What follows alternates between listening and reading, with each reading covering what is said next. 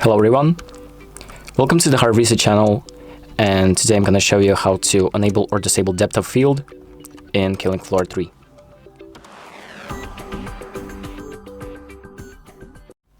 So the first thing that we're going to do is go to the settings, then we're going to go to the video tab and find depth of field.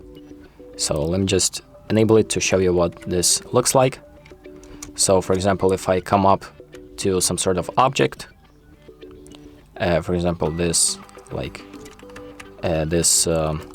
support right here, you can see that objects in the background seem to be more like blurred, and usually you want to have this option turned off in shooting games, like high intense games like this. So let's just go back to the settings, go back to the video tab, and disable depth of field. So now things aren't really as blurred. So as you can see, I'm looking at this support pillar right here, and things aren't really blurred in the back. So this option is pretty much better for FPS games. So that's about it. Thank you for watching. I hope this video helps you, and make sure to like and subscribe.